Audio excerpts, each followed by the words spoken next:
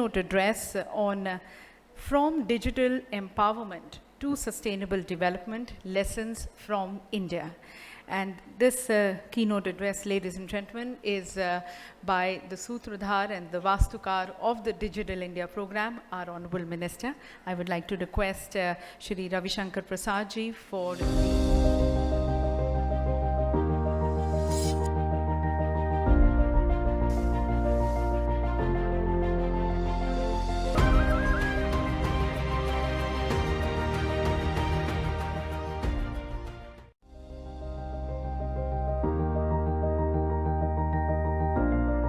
distinguished colleague, Minister of State P.P. Chaudhary, distinguished Cabinet Secretary P.K. Sinha, Mr. David M. Malone from the United Nations University, Thomas Janowski, founder of the ICEGOV, Aruna Sundarajan, Secretary of the Department, Mr. Ayogi Sheru, Director of UNESCO. I hope I have correctly pronounced you.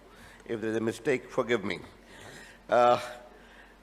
Distinguished Chairman of TRI, R.S. Sharma, J. Satyanarayana, Chairman of the UIDI, Mr. Chandrasekhar, President of NASCOM, IT Secretaries of State, other officials, and Radha Chauhan.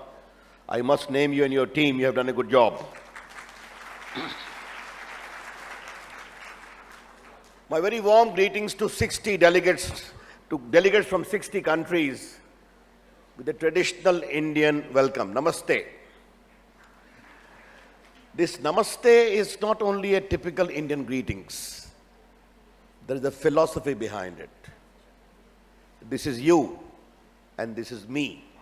And the coming together represents, let's come together by mind and by heart for a better world, for a better humanity.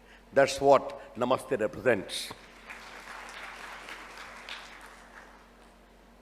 Ladies and gentlemen, why I took the name of Radha?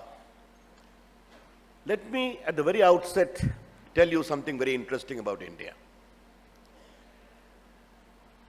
IT and electronics is a department handling strictly technological subjects.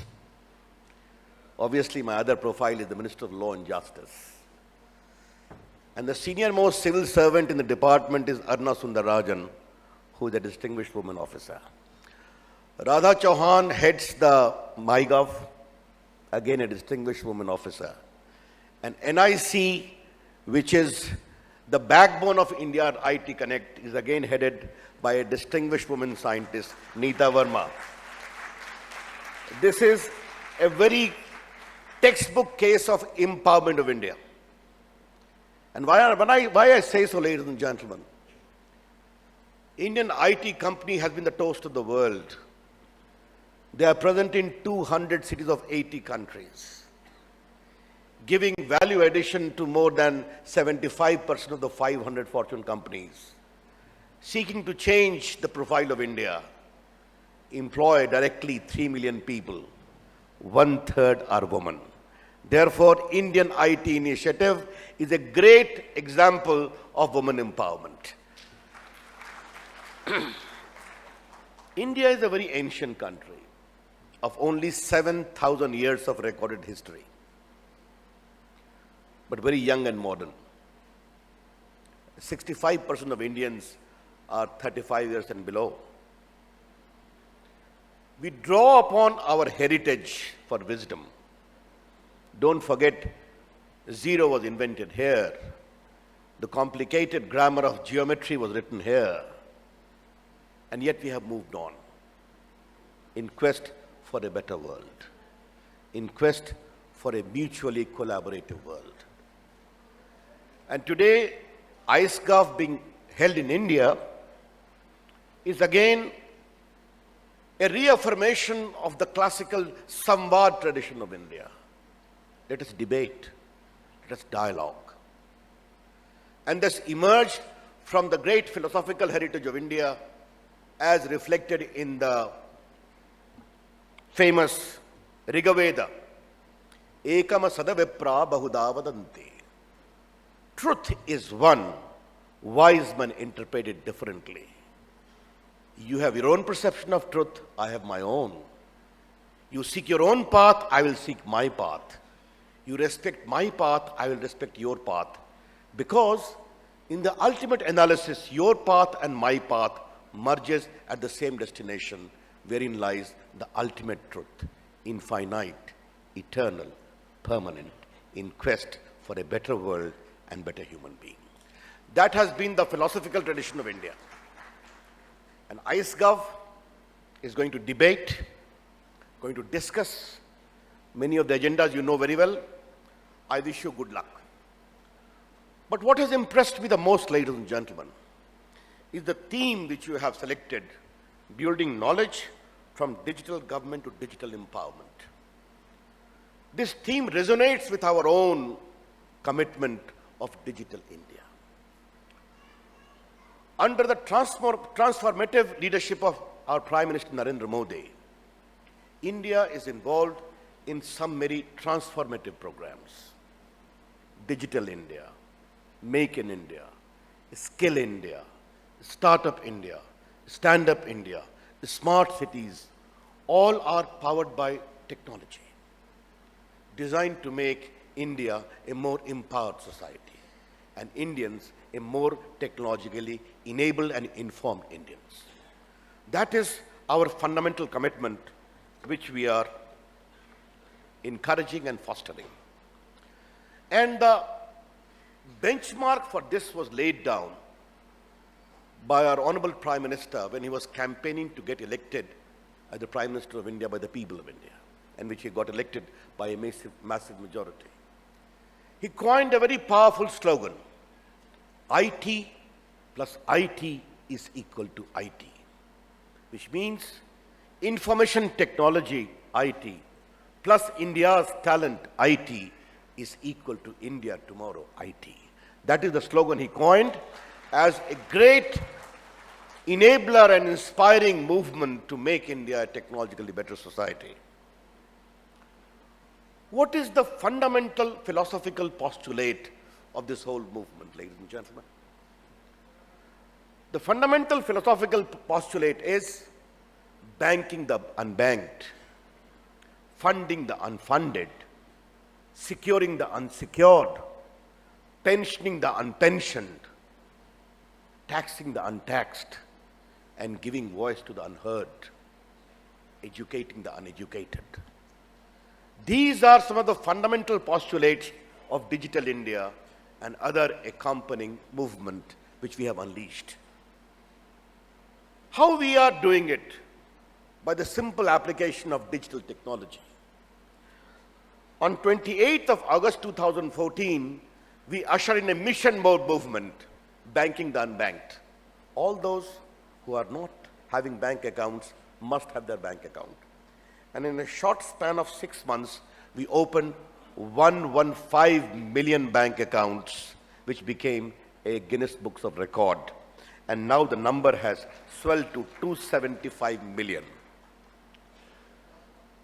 The second philosophical postulate, ladies and gentlemen, is our technology must be affordable. Our approach must be inclusive. And our goal must be developmental, more for the poor. And as I have stated earlier in many of my observations, and let me reiterate before this August gathering, Digital India is more for the poor and underprivileged. And what is our aim as? All those Indians involved in simple manual work must be empowered with the application of digital technology to make a better life, and which has already started giving results, which I would like to explain subsequently. Let me say about affordable. You just heard about Aadhaar. I'll talk about it a little later, a very metamorphosing program. Aadhaar, DigiLocker, payment system like Beam, UPI, are at a fraction of the cost we have heard world over. And today, common people are using it with great benefit. It has to be inclusive. India's population is 1.25 billion, and no digital transformation can be meaningful unless it touches the lives of every Indian. Therefore, it has to be inclusive, what my distinguished MOS said, Sabka Saath, Sabka Vikas. Development of all with the cooperation of all. That is the mantra which we are following. And it has to be for the poor, poor-centric. We are focusing upon financial inclusion, on giving relief to our farmers, e-scholarship for our underprivileged students and others, connecting the hospitals of India so that the poor can get registration at a click of a button. Education is skilling. You heard about the DigiGaon initiative which the Secretary and the MOS talked about. What is DigiGaon? We propose to empower 1,000 villages in the first pilot project with a theme focusing upon education, on health, on skills based upon digital connect, virtual classrooms. These are indeed transformational programs.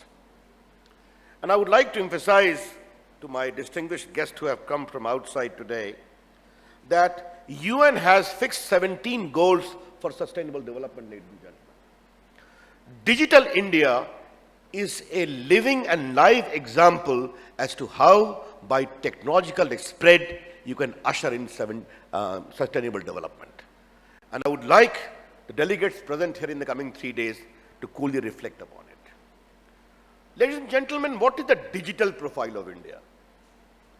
A population of 1.25 billion plus is home to 108 billion mobile phone. You heard 350 million, 35 crore smartphone.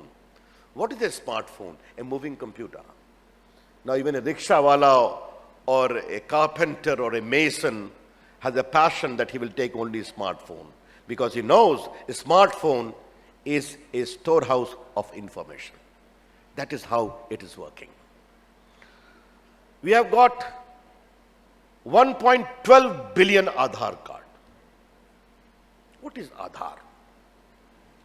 A digital identity of every Indian. Today, 99% plus of adult Indians are on Aadhaar, kept under completely safe, secure condition, duly backed by a parliamentary legislation, where any unauthorized use can invite penalty, both criminal and otherwise. That is the condition. But what is important is, we have created this technology just for $2 each. And we undertake 20 million verification every day at zero cost. That is the enormous reach and power of Aadhaar. And I would like my distinguished guests from abroad and all those in ICEGOV to kindly analyze how transformative Aadhaar has become.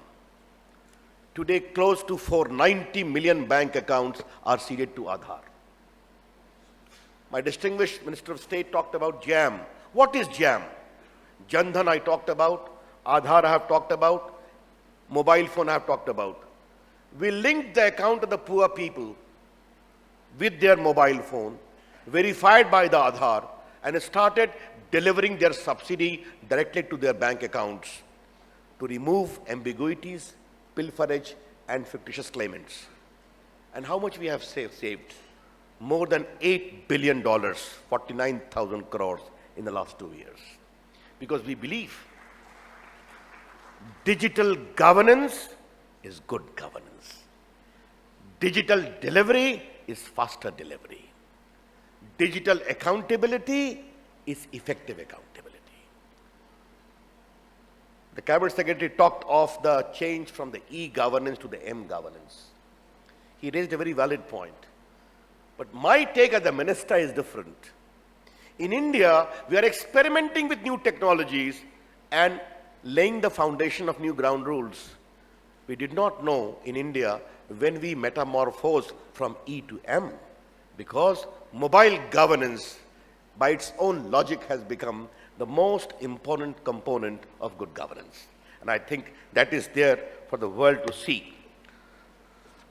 DBT I just talked about, but let me highlight one thing, this direct benefit transfer. Because we are talking of digital delivery, accountability. The DBT movement, which has picked up in the country, direct benefit transfer, today has become a point of consensus among all the governments, central and states, that the delivery goes directly to your bank account and empowers you. And yes, we are going to cover over 900 million people across 500 schemes over this year. Other is digital payment. These are all transformative programs, ladies and gentlemen. The cash component of Indian economy was very high in comparison to others. It was giving rise to a lot of, I would say, not very desirable consequences. Then we initiate digital payment. Now, can you believe the homegrown products like Aadhaar-enabled payments, like UPI, like other apps, the mobile wallets, which have also been sanctified by the architecture of Reserve Bank. Today, the million transaction has risen from 4 million per day to 121 million per day.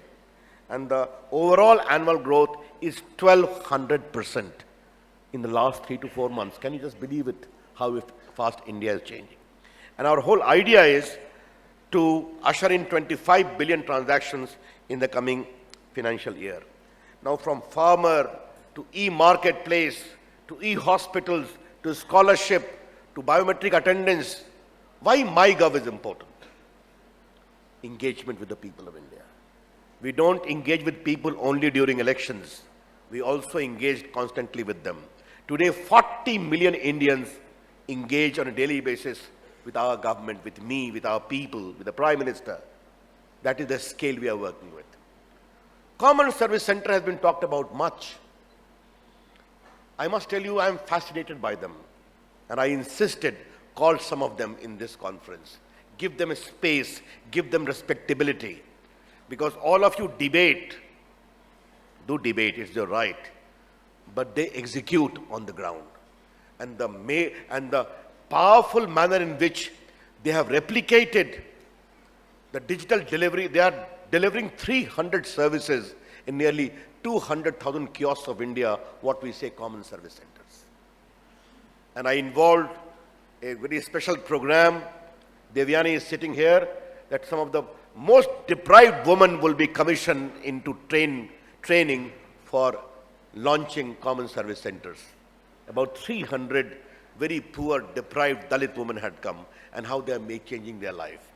Therefore, digital inclusion is all a part of that process, which we are encouraging in a very, very big way.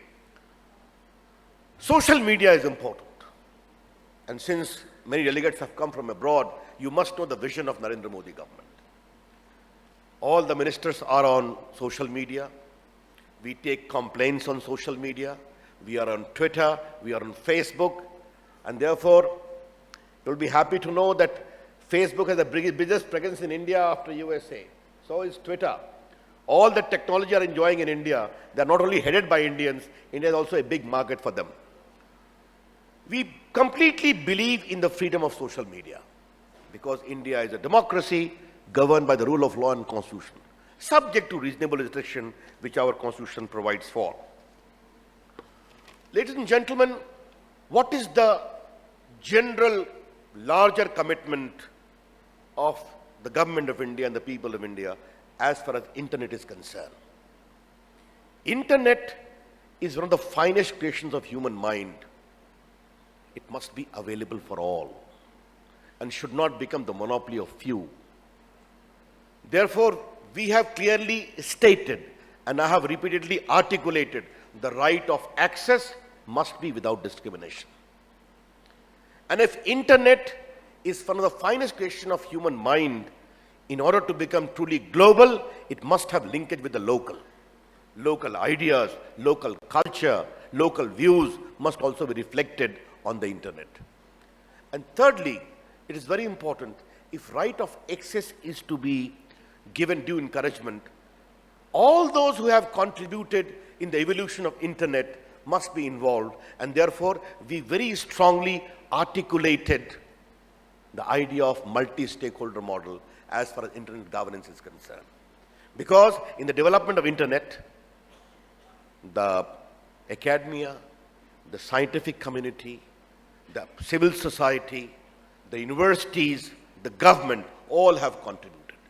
And we have to work together to ensure that this particular extraordinary gift of human mind must be preserved, because in India we have always encouraged pluralism.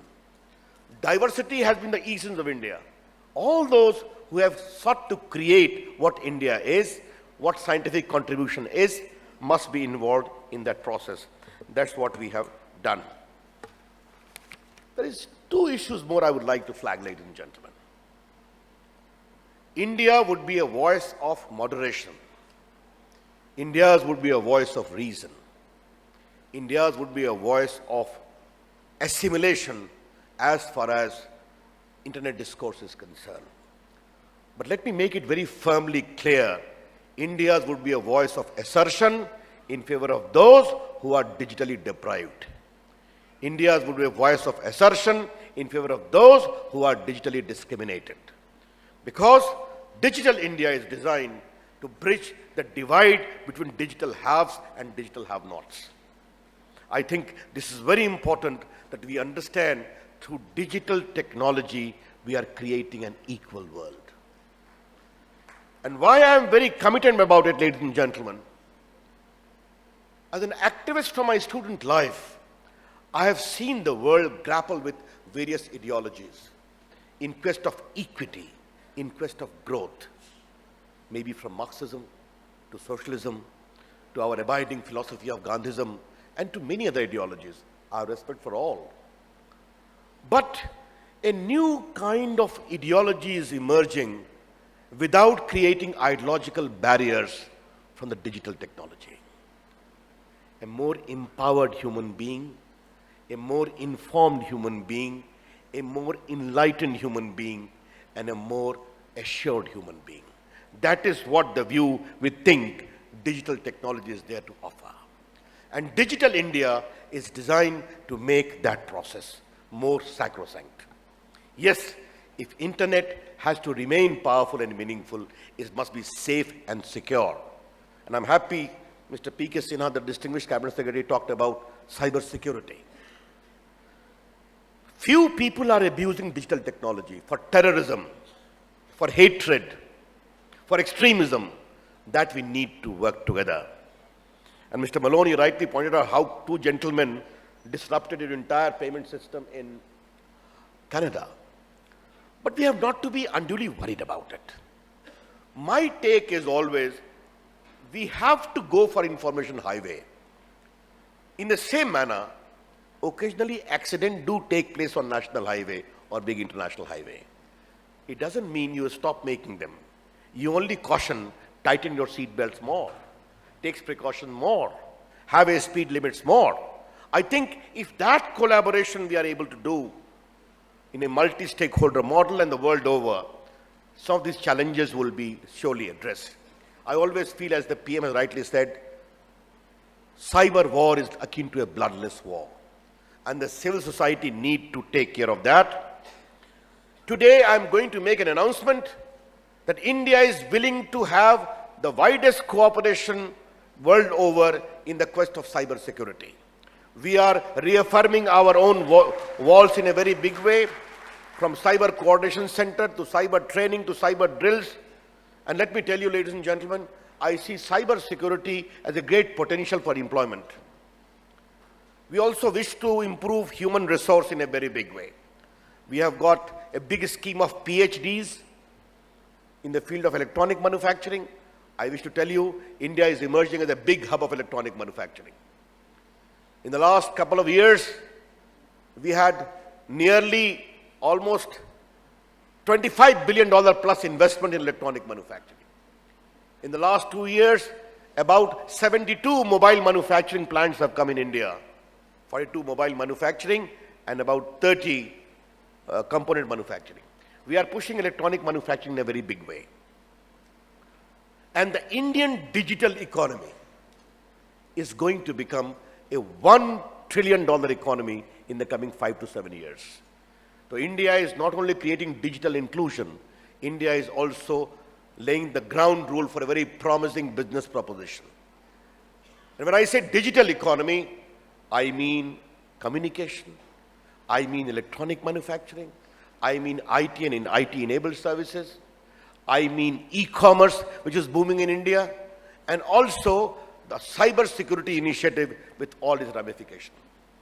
And therefore, the second announcement which I have to make is the government of India will ensure provision for 100 students from all the participating countries to do their PhD in prestigious University of India in quest of electronic manufacturing and creation of more human resources. That is the second announcement I have to make. And the third announcement which I have to make is we have a very powerful NKN, National Knowledge Network, on which we have got about 1,600 universities of India available. We have good connection with TN4 and GIANT of Europe, and Internet 2 of US, and Madam Minister, even the Portuguese connection is available with our National Knowledge Network. We wish to offer that this NKN facilities will also be available to other countries of Southeast Asia, of Asia and Africa. They are willing to have a proper cooperation in that regard. Ladies and gentlemen, what is my concluding take? My concluding take is Digital India and the initiatives of India are going to metamorphose India. I have not the slightest doubt. Some of the initiatives I already outlined, and some of the players will be here, and I would request you to interact with them how they are changing India. But an India digitally empowered, an Indian digitally enabled is also an asset for the world. By the sheer number which we enjoy very much, we flaunt our number 1.25 billion plus. And if this 1.25 billion plus gets empowered, surely the other countries of the world can take lessons from them to make their society more inclusive, more tolerant, more empowered to make a better world. That is our whole attitude. I welcome all of you in quest of a better world for which ICEGOV is involved. My greetings, namaskar, thank you, Jai Hind.